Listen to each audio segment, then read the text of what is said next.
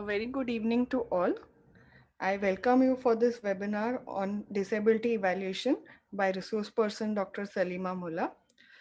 This webinar is being streamed live on IAP India YouTube channel.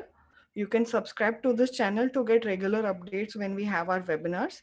You can also follow the updates and notifications on the Facebook page. Today's webinar is being organized by IAP Women's Cell Pune district of Maharashtra.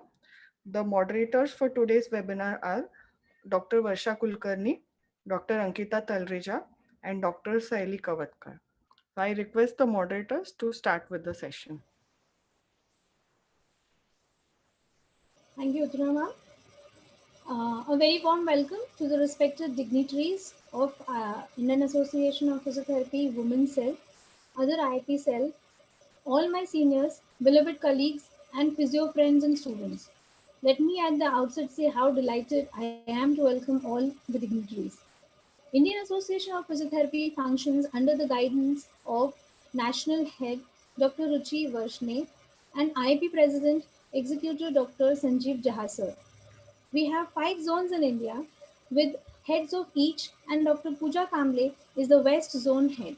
The state team of IPWC Maharashtra includes State Coordinator respected Dr. Suvarna Gandhir ma'am, Joint Coordinator Dr. Snehal Patel, and the sub-coordinators Dr. Uttara Mohan, Dr. Priya Karande, and Dr. Nirali Sangvi. In Maharashtra, Indian Association of Physiotherapy Women's Cell has conducted 40 plus low cost activities like CMEs, workshops, public awareness campaigns, health camps in various districts since 2018. We have also organized 34 webinars on topics such as PNF for trunk, NDT, kinetic chain activation techniques, fitness testing, spinal cord injury rehabilitation, PCOD, ICF, Tai Chi, etc. In first corporate Indian Association of Physiotherapy conference held in 2019, Maharashtra State received the award for Best State Indian Association Physiotherapy Women's Cell. We are constantly working towards expanding the scope of activities and workshops for the benefit of our profession. We would appreciate your feedback on our webinars. Please submit your feedback on the link provided at the end of this webinar. In this link, you may also give suggestions for the webinar topics which you would like to attend. To know about our upcoming events, please follow the IIP Women's Cell Facebook page and IIP Facebook page. Today's webinar is on disability evaluation. It is being conducted by Pune District. Dr. Varsha Kulkarni, myself, is the Pune District. Dr. Ankita Talreja and Dr. Saili Kavatkar are my district coordinators. It gives me immense pleasure to introduce today's speaker, Dr. Salima Mullah. Her simplicity makes her different, though she has given her 13 years of services in the field of community based rehabilitation. She is an associate professor at SDM College of Physiotherapy, Dharwad, Karnataka. Her contribution as a community faculty extends to have many free workshops and camps under her leadership, which focuses on women health, diabetic care in elderly, participatory ergonomic interventions in urban and rural population. Today, she is online with us to impart the knowledge on an important topic, disability evaluation. Welcome, Dr. Salima Mullah ma'am. During the webinar, if you have any queries or questions to ask the resource person, you may post them in the chat box. Thank you. I call upon now Salima Mullah ma'am to head over with today's topic. Good evening, everyone. That was a very up to point introduction, Varsha. Thank you so much. So let us begin because we are running short of time. You have given me very limited time of 40 minutes and such a huge topic, disability evaluation. So, from past a few weeks, since the time you have given me this topic, it's only disability which is going in my mind.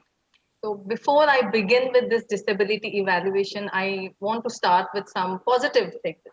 Negative disability is already termed as negative by the ICF. So let us start with the positive aspect, which is the functioning. The opposite of your disability is nothing but your functioning. So as humans, we are naturally meant to move. you know so we are always supposed to move for some purposeful action to reach to our destination, or to reach to our work, to reach to our college or workplace. So this movement, what we are talking about, it is a part of health. So if we are healthy, if we are functional, then we are moving around. Okay. So if this part is not there, if we are not healthy, we are not moving, or we can say we are rather not functional. So this human functioning, is understood as a continuum of health states. Okay, so there are some really complicated words when I use community rehabilitation, when we talk about ICF, disability evaluation. So there are many complicated words. So when I say about the human functioning, it is understood as a continuum of health states. It means that a human is surrounded by a lot of aspects. Physical aspect or physical health is just one part of it, isn't it? So what I want to say is, when we are functioning, we are not just taking care of our physical thing, physical health. We are bounded with so many other factors. So health is determined not only based on physical health, physical aspect, maybe other aspects, like for example, we have social aspects, we have the intellectual abilities of an individual, the financial stability of a person, the spiritual aspect of an individual. So all these things, when we study about a human health, all these things, they determine the health of an individual. When I say social, now in this COVID phase, and this in lockdown, we have understood how important it is for us to be social, because the COVID guideline says social distancing, and we have literally distanced ourselves. And in these 3 months, 3 to 4 months, we have understood how important it is for us to be socially active. The moment we are locked down in our houses, we are totally cut down, and there is so much of an impact on an individual's health, isn't it? So we have seen the bad aspects of being socially away from the rest of the community. So how it has played a role on any individual. So every one of us has some stories to tell, what all we faced during this lockdown. So like that, there are so many aspects which are surrounding human. Okay. And when we talk about, one second, and when we talk about these aspects, we get to know what is the number of, or what is the statistics of people who are not healthy, or people that are now talking rather than talking on all the aspects of health. I will consider only certain part, like like we deal as a physiotherapist, the physical part. So I'll talk mostly about this disability. So when we talk about disability now, the census say that more than 1 billion people in this world live with some kind of disability. Okay. And out of them, nearly 200 people experience profound disability or difficulties in functioning. Okay. Now, remember, when I'm talking about disability, I am concentrating only on the locomotor aspect, or the physical aspect, or the neuromuscular skeletal aspect. But when we are seeing disability, it is vast. Okay, there are many forms of disabilities. Okay, So this number or the census, what it is giving, it is including of all the disabilities. And they say that the World Report on Disability from the WHO, they say that this number is going to, be on a rise. It's not going to stop. In spite of having, so much of advance in your medical field, this number, is not going to stop. It is going to, rise in future. And this may be due to, and also they give the cause of this. They say that this may be due to the aging populations, okay, who are on the higher risk of disability, like the elderly people, and also the global increase in the chronic health conditions, okay, like the non-communicable diseases like your diabetes or cardiovascular diseases, cancer, all mental health disorders. So across the world, it has been identified that the people with disabilities, they have very poor access to, the health outcomes. They have very less educational status, and, their economic participation is very less. And many number of people are, poor. So what I want to say is, when we are talking about disability or disability evaluation, we should know that this number is really high. And then we as health providers, we should know how much is the number and what is our role to play in this disability evaluation. What as we, as health professionals or health providers going to do with this disability after knowing the number? So is it we are just, keeping that number in our mind, or we are going to do something for these people who are, profoundly disabled and who are not having any access to, the healthcare system, or to simple things like education or employment, which we as able-bodied people have taken it for granted. So our role as, healthcare providers, we must empower these people who are living with disabilities and, remove the barriers which prevent them in participating in their communities and getting them good education, finding a decent work, or even simple awareness. We are talking about employment, education, all that. Awareness itself is lacking in these people. How many of us, actually, take time to sit and then explain what are the benefits given by the government for the disabled people? Very, very few people, very, less of us, actually take time to, explain it to the people. So this becomes our responsibility, to know what is disability, to know how many people are affected, and then what is this disability doing on the nation or the globally, how it is, causing an impact, and what is our role being, health professional. So that is why, we are studying about disability evaluation. Disability evaluation is a huge thing, actually it's a very big topic. But talking more and going in depth of that may not be the scope of this presentation. I will be just giving you an overview of, disability evaluation, okay, and what is our role to play in that. Okay, so the learning objectives of today's thing, by the end of this webinar, we should be having an overview of disability. We should know the definitions and difference between impairment and disability. When we are telling a person is disabled, so we as professionals, we should know who is a disabled person, who is an impaired person. Okay, and then we will see what is in detail the evaluation, how disability evaluation, what is it, the definition, the purpose, the aims, and all that. And then the Indian assessment and certification of disability, and a few government schemes, which I have just given the link at the end of the presentation.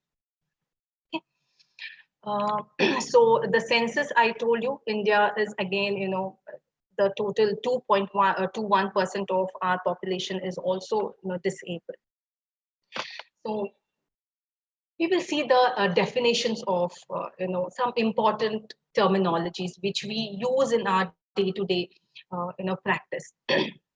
Remember that the goal is not to define and describe all the limitations that the nature has imposed. Now, suppose a person has come with some, limitation or something which he's not able to do.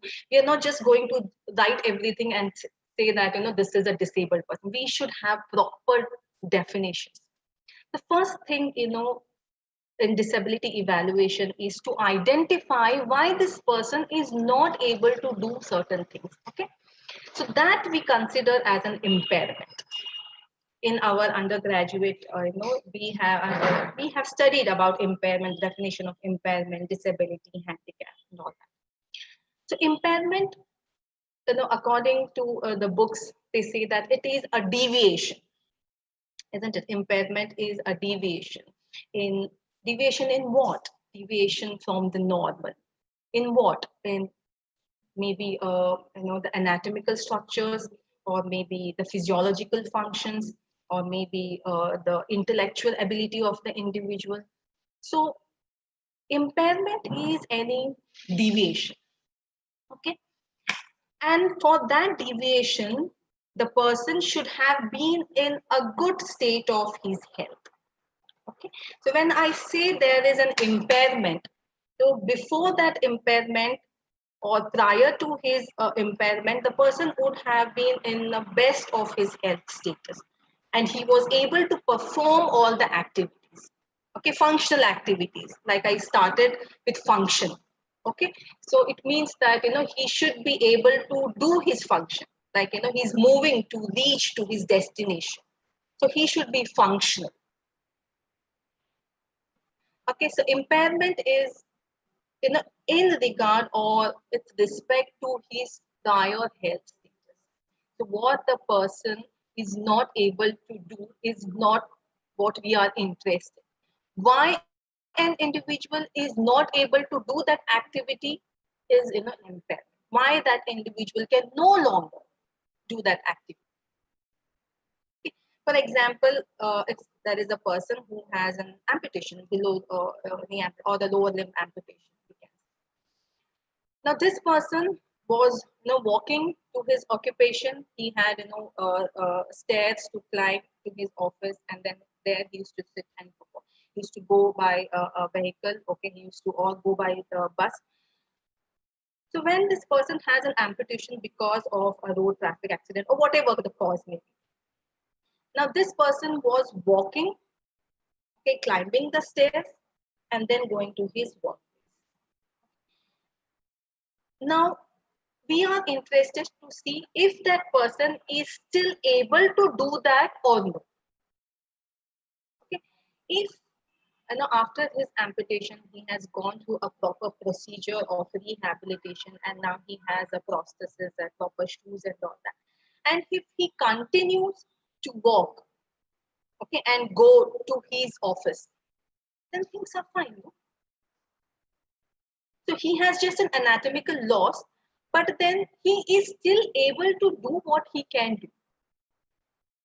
Okay, so in my slide I have put why an individual can no longer. When we say that no longer, then there is an impairment. Okay, but here the person is, yes, he doesn't have the limb, and the purpose of the limb is walking. Okay, so that at that particular moment the person is not able to walk. But maybe after a period of his rehabilitation, or he has a prosthesis, now he's able to walk, okay, and go back. And where is he going? There is lies the, where is he going? He's going to his work. He's going to sit in his office and earn his living. So he's going to the workplace where he is a bank employee, or maybe a software engineer, and he can work on his laptop.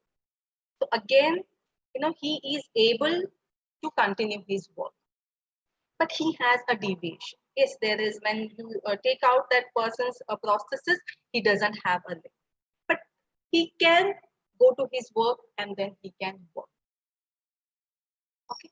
So what I want to say is, when we talk about an impairment, it is with respect to his previous work or previous health status.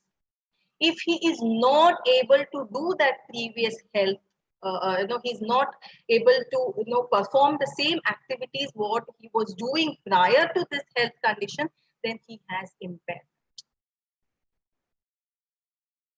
All right.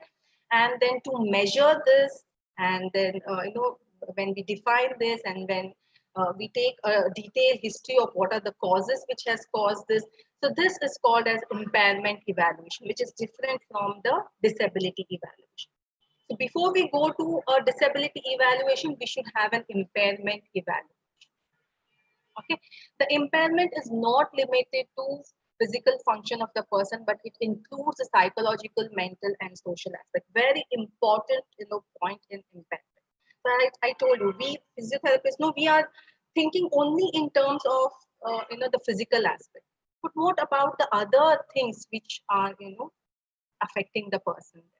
So psychologically, if the person is not very stable, to go to the office with that kind of prosthesis, or with altered biomechanics of his gait, he may have a limp, so then he is having a psychological impairment there.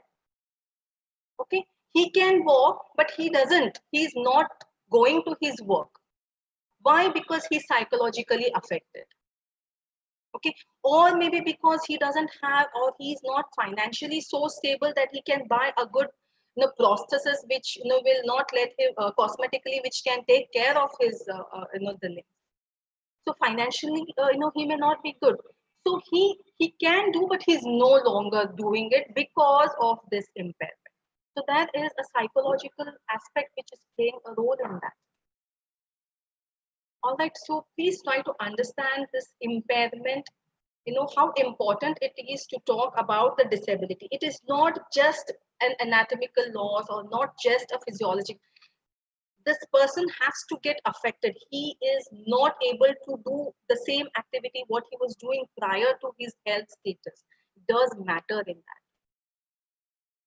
Okay, so when we learn about this, now when we know that the person is no longer or not able to do something, then we find out the reasons. So we make a list of the reasons why this person can no longer do that activity. Then that is an impairment evaluation.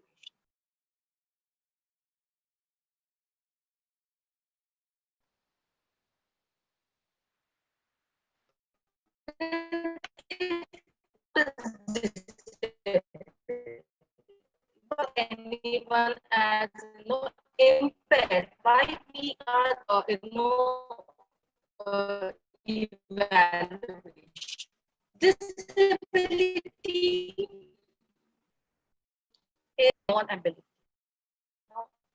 The person arises out of an individual when perform that task.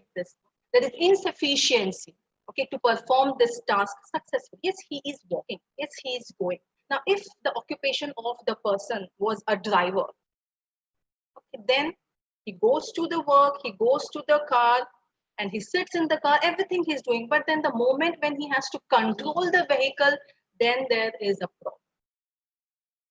He is not able to do his task, what he was doing earlier, successfully.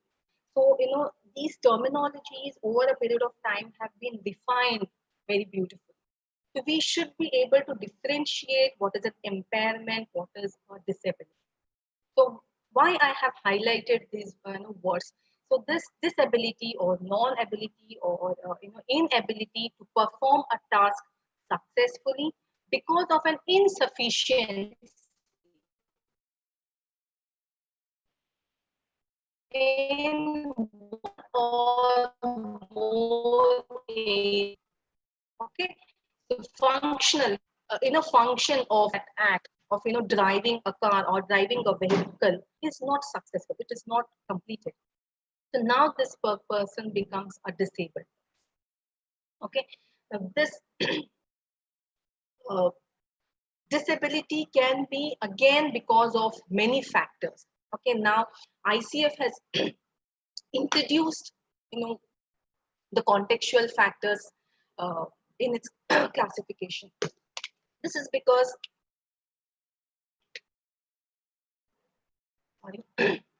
this is because they feel again that an individual is surrounded by many aspects. When we take ICF, the environmental context gives so many sub divisions there. So all these things may affect him. So now this person goes to the car and then sits, but then even maybe if he's trying to not drive the vehicle, if even if he has having the best of sophisticated footwear, but the owner doesn't want him to risk the life of others.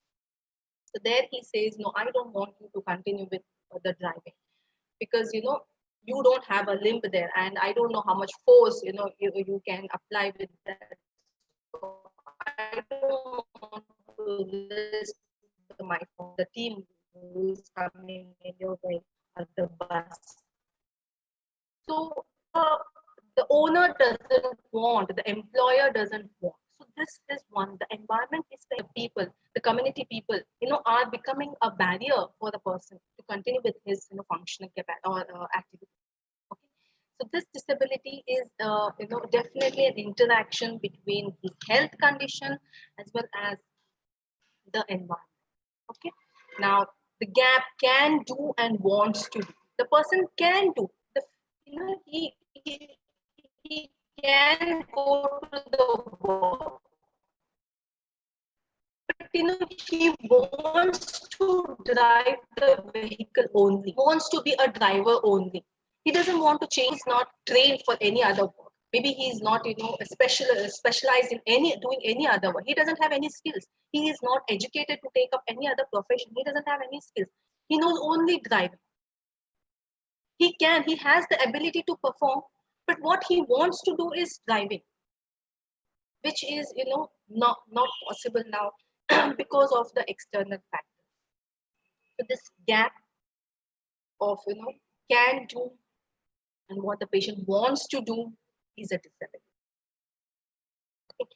And sorry, we as physiotherapists, we identify these things, or we identify these gaps whenever the patient comes to us. We are the one, when we are rehabilitating, who spend a majority of the time with the patient, right from the day one of his assessment till his discharge. In this duration, we actually come to know what is the potential of that individual, what the person can do, what the person wants to do, and what the person cannot do. How can we improve on the things what he wants to do? So we as physiotherapists, we have a very important role to identify what the person wants to do, and whether he's able to do it, or whether he cannot do it. He definitely has to change a profession. So there is our role as physios. Okay, we know what type of disability he is into, whether this disability is permanent or this is a temporary. It can be, it takes some time, but then yes, eventually it can be improved, whether this is a partial or complete. So we, the physical aspect, again, the locomotor or the neuromuscular skeletal part, yes, we can, identify certain things, and we can make out whether this person will remain as disabled or will have only impaired. What I want to say is every person with disability will have an impairment, but not all the people with impairment will have disability. Okay, these are the key words of the disability and impairment. So all the people who are disabled will have some kind of impairment, but need not that all the persons with impairment will end up in some disability. Okay, that's what the example was. If the person with amputation is a software engineer, may not be, it is going to affect his work. So he has an impairment, okay, but he continues to go to his work, okay, and then does his work. He fulfills his function is to reach to his destination, work for his living. He's doing that. So he is impaired, but he's not disabled. Nowadays, the word handicap has been removed from ICF. It definitely causes some, controversy. So that word has been removed. So disability itself has this, activity limitation and participation restriction. So whether he has any limitation in his activity, whether he is able to do it, and then if he's participation restriction in his life activities, life participation, whether he is able to walk to reach to his work and then complete that work successfully. That handicap, it's coming into that participation restriction. We don't use that word handicap anymore. So disability is like an umbrella term where we have, here activity limitation and participation restriction. Whether the person has the ability to walk, whether after the impairment, after the limb is lost, whether the person is still able to walk to reach to his workplace functional, and restriction, whether he is able to do that work how he was doing it earlier. Yes, with some amount of, uh, uh, there will be some amount of gap, but then still he is able to continue that. So that is a barrier. So he is going to his work, he's earning, he's participating in all the social activities around him, he's participating in the community, everything is fine. So he's only impaired and not disabled. But if the person is not able to do this, so he is impaired as well as disabled. Okay. So disability is a complex issue. It requires a multidisciplinary analysis here. We are seeing only in one aspect, only the physical aspect, only the musculoskeletal or the neuromusculoskeletal or the locomotor aspect. But again, remember, whenever we are talking about disability, there are so many factors, so many other disabilities also. The person can have multiple disabilities also. So now, what is your disability evaluation? Now, as I told you, before we reach to disability evaluation, we should have done an impairment evaluation. And this impairment evaluation, we gather the information based on his, medical records, whatever, investigation he has, or whatever history he has, whatever evidence we have to reach to this impairment. So we gather everything. Okay. So it is, the report, the disability evaluation report is something which lies in between what the person no longer can do, with the evidence of all the medical reports, and we have evidence of the medical evaluation, and then now where the person lies.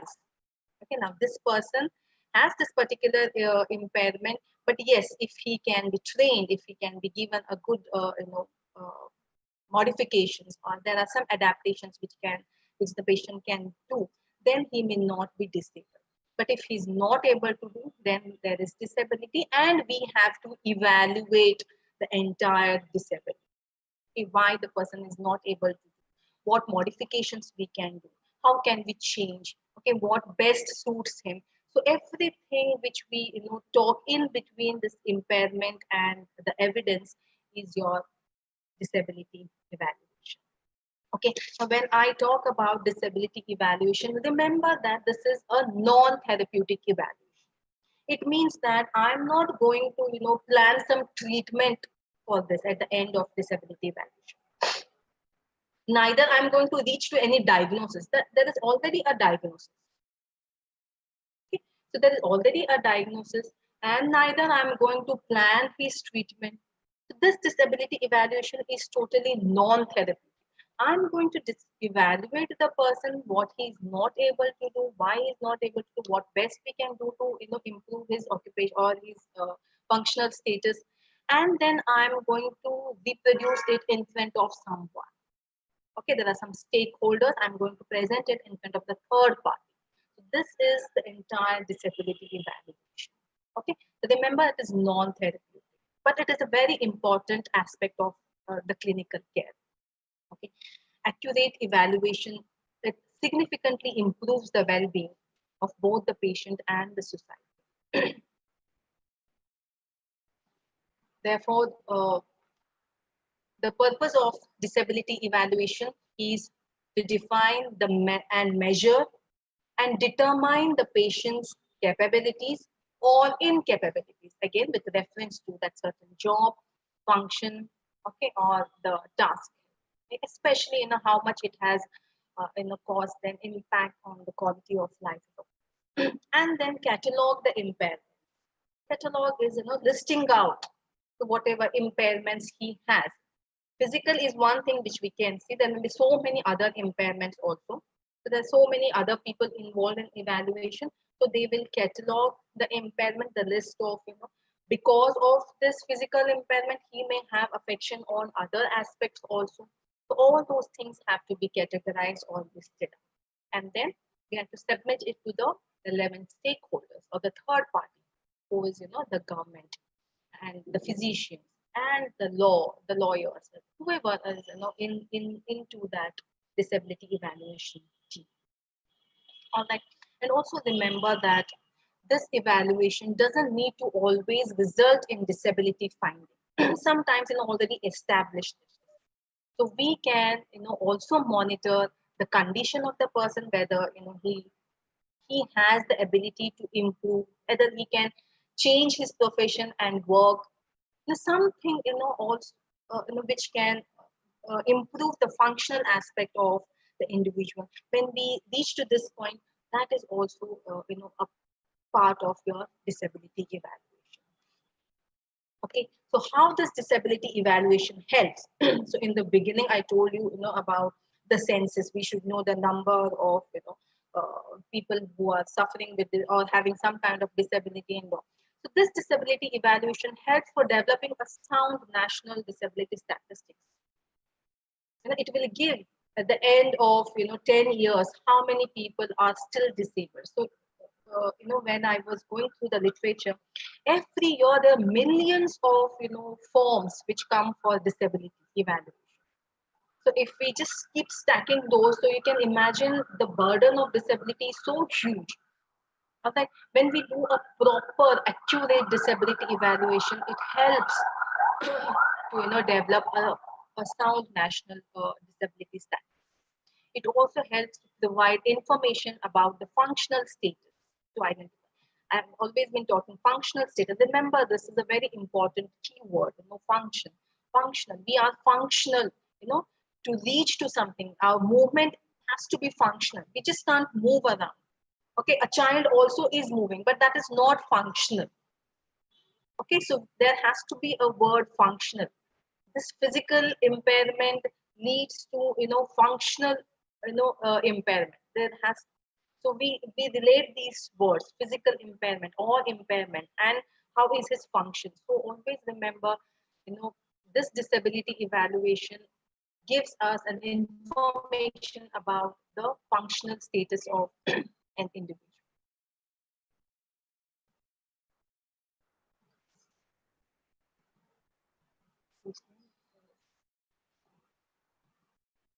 Okay, just a second. Sorry. And also,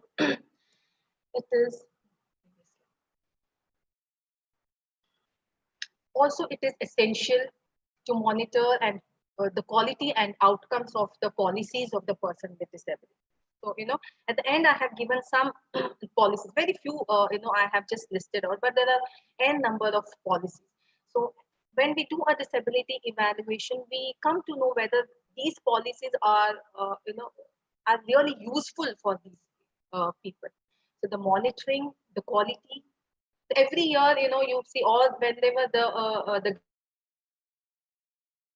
government changes, we see the new policies coming up. It means that these have been monitored, and if there are some loopholes or if there are some flaws, so it can be always changed. To monitor the quality and outcomes, disability evaluation is very important. Also for assessing the cost effectiveness of these policies. The amount of policies and schemes are there, and the investment which is there on these policies are huge. Okay, and there is definitely a burden, economical burden on the nation. The more number of disabled people, more is the economical burden. So, this disability evaluation actually helps to see the cost effectiveness of whatever policies we have. And if it is definitely needed, we can continue or we can improvise on that. If it is not needed, we can definitely stop it or change it. Also to create an environment, when I talk again, barrier free environment, which is easier or accessible to all the people with disabilities, and also to provide equal opportunities, protection of their rights, and their full participation in the society. So The aims of your disability evaluation is compensation, scholarship, employment. Uh, it is conveyance allowance. I'm really sorry for the spelling there. Conveyance allowance. So there will be some allowance for the person to reach from his house to his destination of his workplace and vice versa. So this allowance is given by the government, and your transport concession. And the most important is the tax reduction. I really find this is the best benefit for these people. Um, I will not go on explaining about these terms because they are self-explanatory and we are running short of time. And then, who should undergo disability evaluation? So we know now who should go. Okay, people who have been diagnosed with chronic disease or who have gone through a significant injury should seek disability evaluation. Okay, and certain conditions which may progress over time. Okay, or the side effect of the treatment which continue to be there even after the medical intervention is completed, like your chemotherapy or steroid therapies involved in certain conditions, which the side effect itself can cause some disability. So these people can definitely approach and seek disability evaluation. This is also important, or this can be also necessary for those who want to take some healthcare facilities, like they want to reach the tertiary healthcare centers for their rehabilitation, but there is no accessibility, or financial support is not there.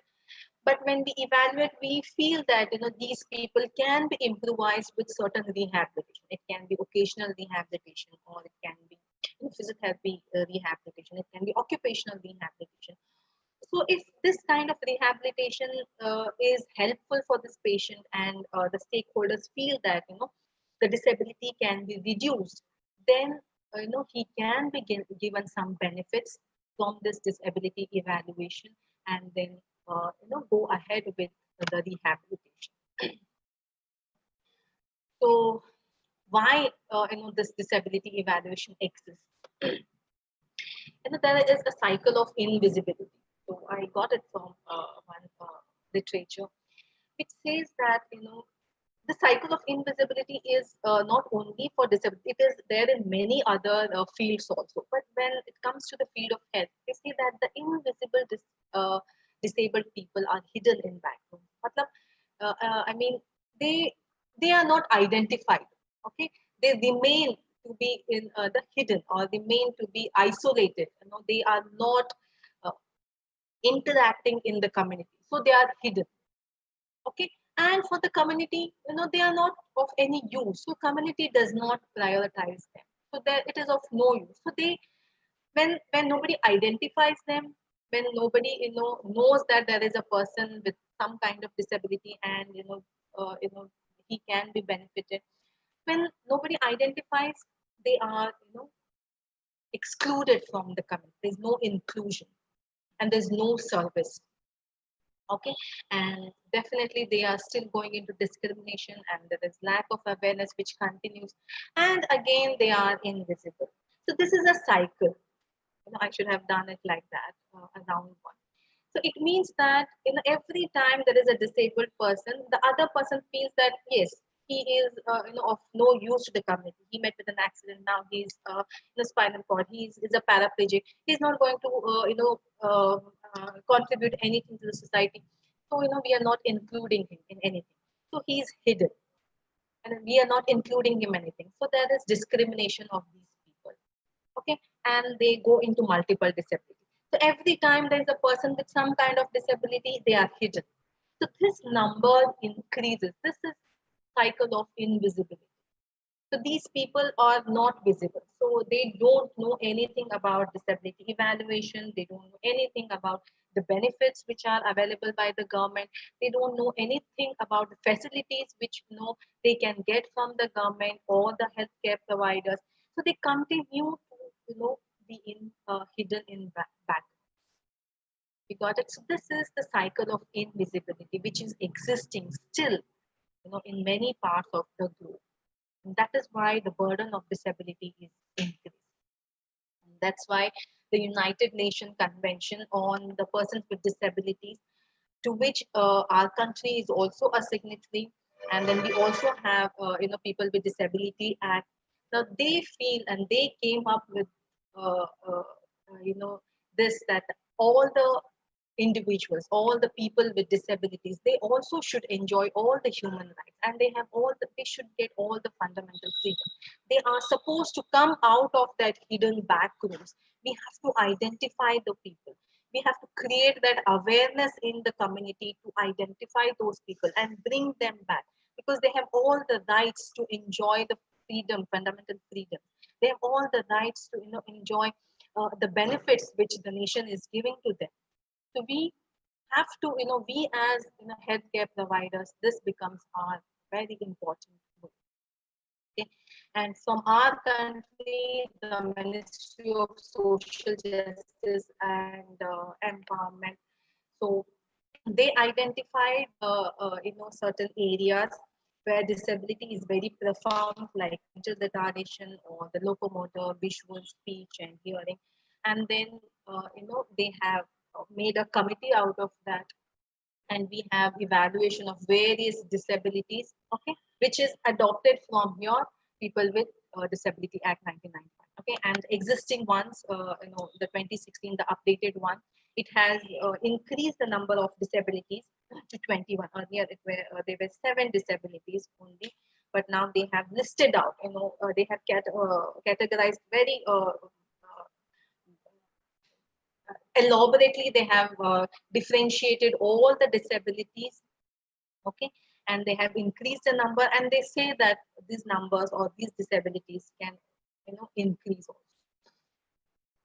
So according to this law, so a person suffering from not less than 40% of disability is certified as or can avail a disability evaluation or benefits of disability.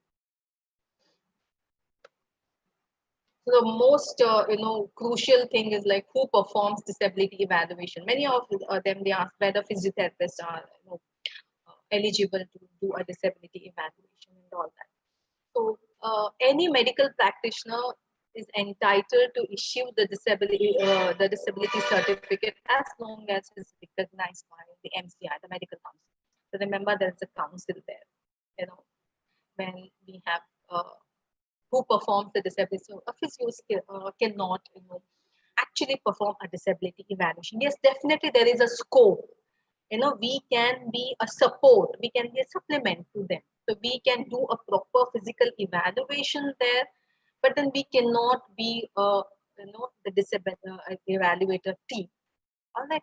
So these are the licensed healthcare professionals, and they are recognized by the government, and they should have adequate training. So as I told you, disability evaluation is not simple. It is very complex, and multidisciplinary evaluation is required. It is not just the knowledge of his physical impairment. The person should have the knowledge about all the things. He should have a good experience in you know performing this evaluation of all the types of disability. Those people can perform disability evaluation. Okay, they should have a deep understanding of different disability programs of Social Security Administration. As I told you, Social Security Administration, they say that every year there are some 200 applications for disability, for new disabilities. Okay, there are all already existing, and there are already new ones. So we cannot afford to you know take everyone in disability evaluation. So the people who are into this disability, who performs disability evaluation, should have a very should have a good depth of the knowledge about the Social Security Administration. What are their rules, and what are they are very strict. The Social Security Administration is a very strict body. So their rules and their regulations, that understanding, if that person should have who is performing a disability evaluation. Okay. And not only a physician is there in disability evaluation, there are other persons. Okay. It can be a person from the law, legal constitute the bodies, and the person can be a psychiatrist or a psychologist also. And apart from that, the person from the government also who knows all you know the, about the entire knowledge about the government's rules and regulations and policies and legislations, everything who knows. So those people also can be a team of disability evaluation. So there's a team. It's not one person who performs this disability evaluation. There's a huge team, and they should have this basic knowledge. So the clinicians contributing to determination of disability evaluation through their assessment, owing to their education and experience. That's what I said. They should be experienced in that. Okay, the evaluator addresses the issues like whether this person can fit into this job or he's not able to. That again, when I was going through this legal aspects of disability, I got to know that yes, these people who are evaluating do not go to the workplace of an individual, so they should get the information from that. So this information can be brought by industrial physiotherapist or a person who is working in this industries, okay, or ergonomic as an ergonomic therapist. So these people, are like collateral. They can give the information to these people who are into a disability evaluation team, because nobody from this team goes and evaluates the job of the person or the working station of that person. So this information a physiotherapist who is into it can give that. All right. So basically, disability evaluation or assessment is commonly medical, but it has other aspects also. It is the age, the education, the prior work, or so many other factors also contribute to his disability. So it is not necessary that only medical. Yes, commonly it is medical, things which we assess, but there are other factors also which need to be, assessed in this person's, working capacity. So, there these people who are involved in evaluation, they should have the knowledge of everything. And the very important thing is the medical legal interface. So they say that the interface between the physicians and the legal world is not always easy one. There can be a lot of confusions between these. So one example, it has been listed. So they say that there was an actor, okay, who has a deep scar on the face, and then he cannot go back to his acting. So he approaches the disability evaluation, and then he was given a disability certificate from the doctor. The physician says that it's just a scar, you can do the rest of the things. So he was only 5% impairment the doctor issued. But this person is not satisfied, and he approached further, and the law gives him 100% disability. So you can see the conflict there. All right. So this interface is not easy. So that is why the team members who have the physicians as well as the legal people, the law, the advocates or the lawyers who are there, they should have the sound knowledge about both the professions. Who is suffering here? The person who has approached the law. Yes, definitely he may feel that he is good only in acting and he wants to perceive that, and but he cannot go because of that scar. But when a physician is evaluating for them, he is just 5%. So that is why it is not just that what is health wise it is affected. There's so many other factors also. So both these professions have to be balanced so that the interface does not have any confusions. Everyone, the physician must take into account the individuality of the person. At the same time, the law also should see that the person can be trained to some other thing and then can be given some other occupation, and cannot be given 100% disability because it's a huge burden there. So when both of them have a good understanding and good knowledge about each other's profession, then this interface can be smooth. Okay.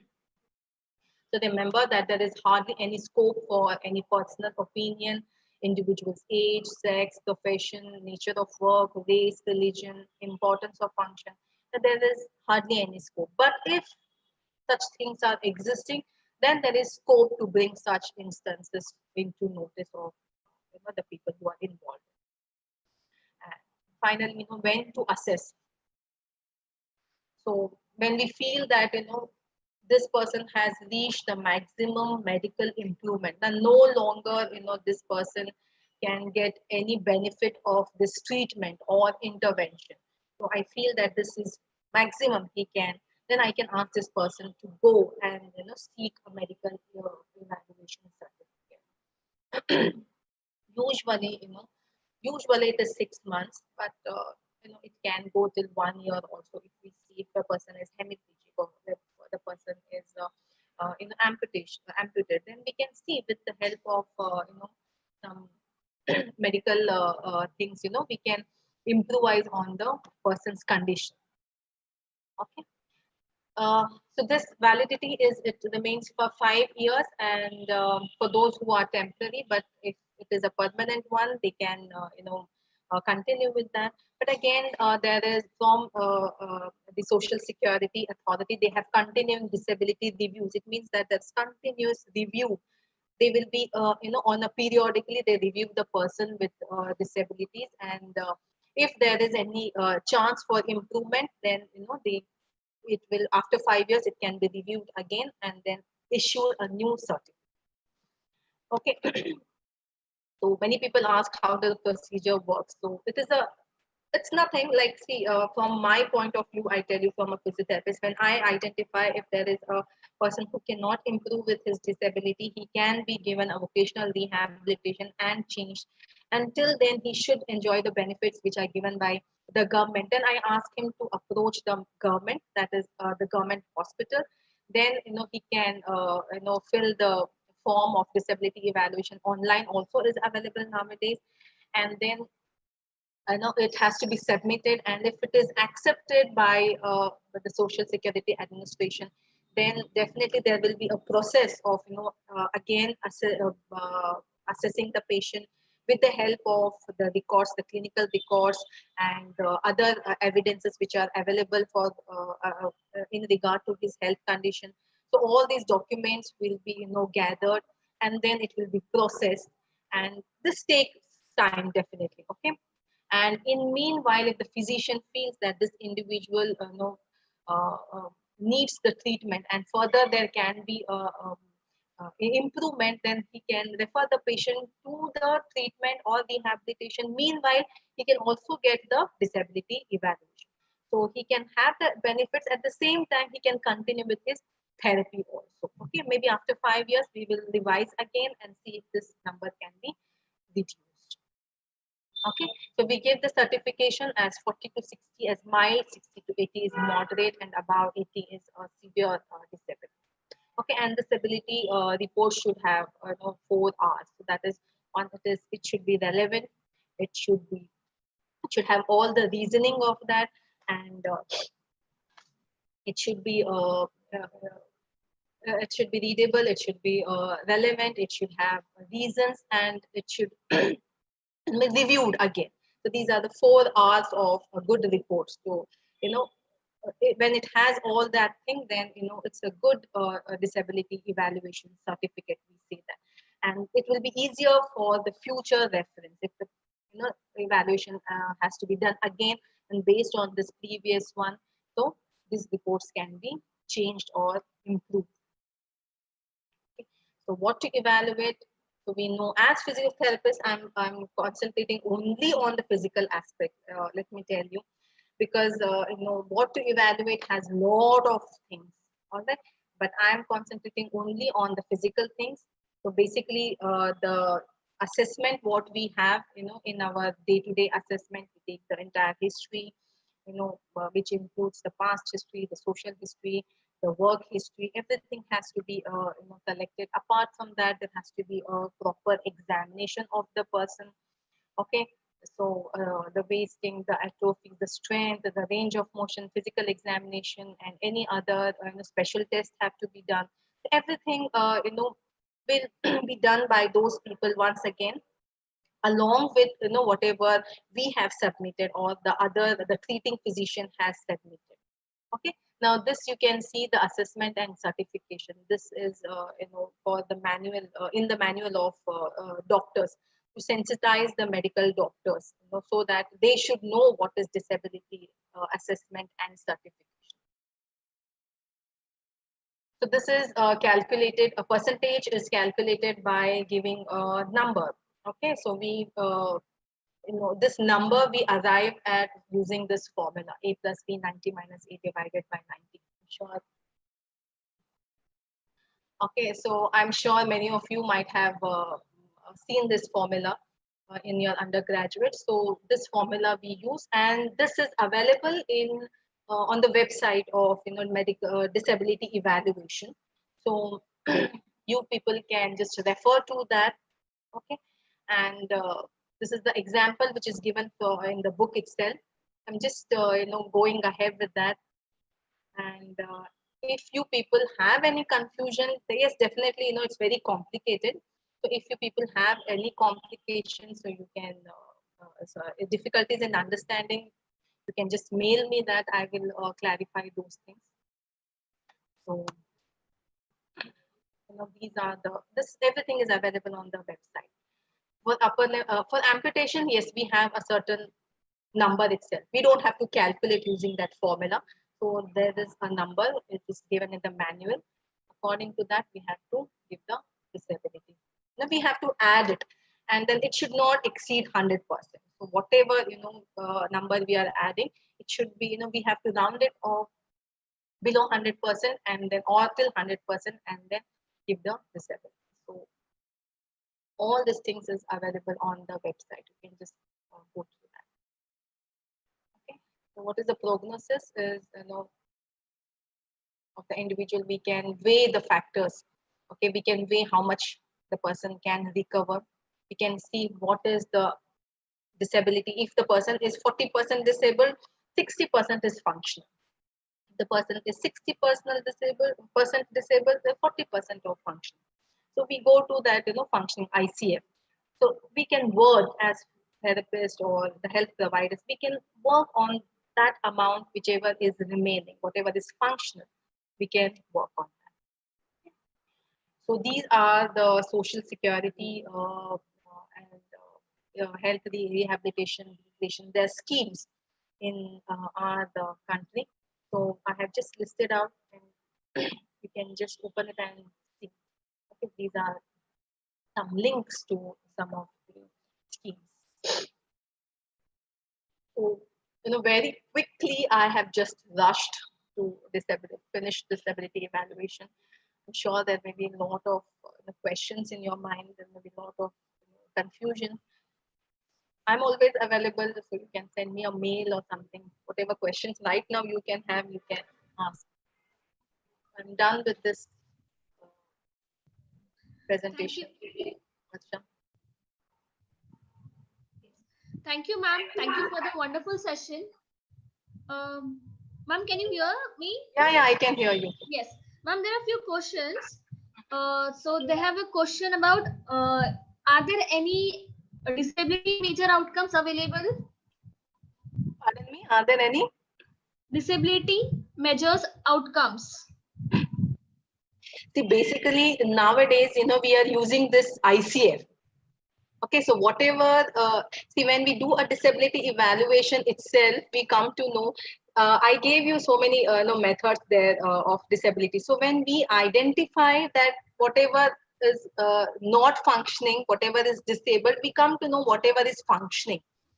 Okay, so outcome measure, you can use ICF itself as an outcome measure to identify what is functioning in that individual. See, because whenever we are rehabilitating a person, we majorly concentrate on what is functioning or what is available. Whatever is not functioning, we are not going to concentrate. So the functioning outcome is your ICF, the best one, the recent one, with a lot of evidence. Thank you, ma'am. The other question is how to avail DDRS scheme as a CBR therapist. see, DDRS is again one more scheme by the government, and it is a very elaborated scheme. And yes, there, when you say as a CBR professional, government itself is a huge bureaucracy is there. To enter into government as a physiotherapist, yes, there may be a lot of challenges, but definitely there are some posts available for physiotherapists. When I see there is early intervention, and there is a barrier-free environment. So all these assessments, are done by a physiotherapist, and definitely there is a post available for the physiotherapist. The job opportunities are definitely there. So as a CBR professional, if we have good links with the government, the authorities, then maybe, as a physiotherapist, we can place ourselves in DDRC schemes. Okay, thank you so much, ma'am. The another question is, when exactly the PWD should avail for disability certificate and where it can be taken? That is what I told you in the previous. So when exactly is, when the maximum medical improvement is achieved, okay, when the person has reached to that maximum improvement, and when the therapist or the person who is evaluating feels that no more, he can improve, or no more medical facilities can improve on his conditions, then he can approach or seek the disability certification. Where it is available, again, because it is a government scheme, it is available in the government hospitals only. So maybe the person has been rehabilitated in a private or non-private, semi-private hospital, but then he has to take that entire evidence and go to the medical government hospitals, and from there he can avail this certification. Okay, thank you so much, ma'am. Ma'am, there is another question. They want to know how can if you could guide them in how depth to teach this topic to undergraduate students. Like, That is what disability evaluation, I told you, is not a 1 hour topic. yes. It's a big topic, and yes, definitely. See, as a physiotherapist, I feel that I should know everything about it. When I go out and practice in the community, when I want to deliver my services, I should not, hold back on, whatever benefits the government is there. If I don't know about these things, then I'm not completing my service. As a therapist, it's not just treating the patient in the clinics and then sending him into the community. That's a major drawback. So as a student or as a physiotherapist, we should know everything.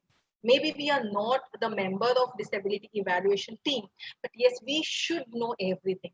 So we should go actually in depth of this. Okay, the student should know. You take a number of hours can be increased, but then all these things, whatever I have told, why, when, how, who, everything has to be told to physiotherapist students. Everything they should know. Okay, thank you, ma'am. As a PG postgraduate students, maybe yes, they can go into more details of social security administration or the medical legal interface. So they can go in more depth of that. But as an undergraduate student, yes, why, when, how, who, everything has to be known to a therapist. Thank you, ma'am. One last question for the day. Is there any specific training to be done by the therapist so that they can work in the government setup for the disability evaluation? That is what, as I told you, physiotherapist sees only one aspect, only physical aspect of that. But there is so much into that. So, if we have to do a disability evaluation, you know, uh, we should have again, as I told you, MCI and all that, we are not a part of this anyways. But yes, when I was going to the review, and when I was seeing some literature, yes, I found out that these people, they don't go to the workplace. When the workplace is, when we are talking about the occupation of the person and whether the person can fit into that particular occupation or not. So to assess this, these people are not going to that place. So we can be collaterals. We as therapists, we can give them information about his workplace, whether he can fit into that previous job or whether he has to be changed. So I should have a good link with this government hospital. If I'm working in certain institute or I have a private clinic, then I should have, an association with this government hospital where they are doing a disability evaluation, and I can give my services and I can even be paid for, doing this. So uh, this this is where our role is. But we cannot be into that team of disability evaluation, and that's safe, I think, because there are a lot of medical issues, legal issues. So it's better we don't involve ourselves into that part, and then just to create at least the awareness and refer the patient for disability evaluation. The best thing we can do. Every person should know what I told you. Awareness itself is not there. They don't know about so many schemes which are available, so many benefits.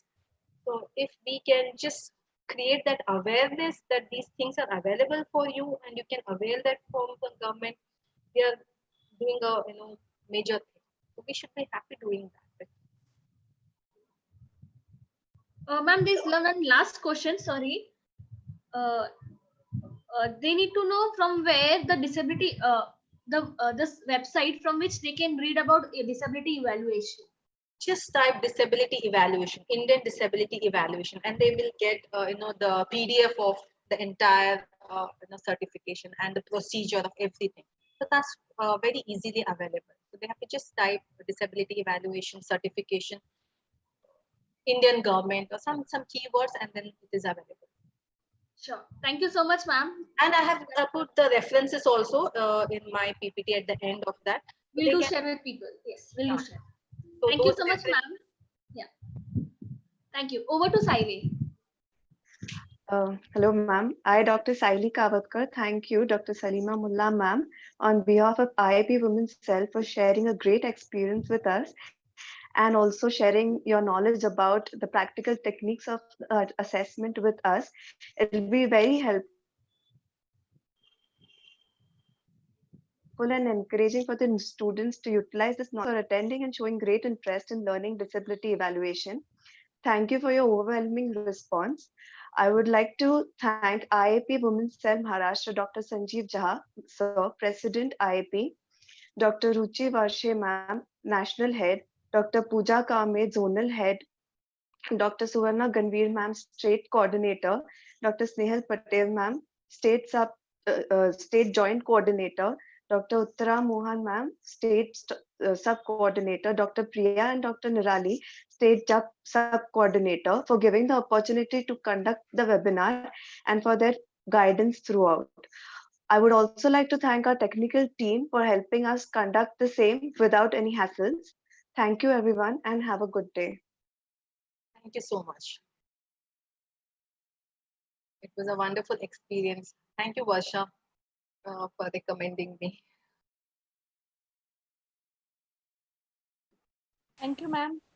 Thank you, ma'am, for making yourself available for this webinar. And I also thank the whole technical team for supporting us for this webinar.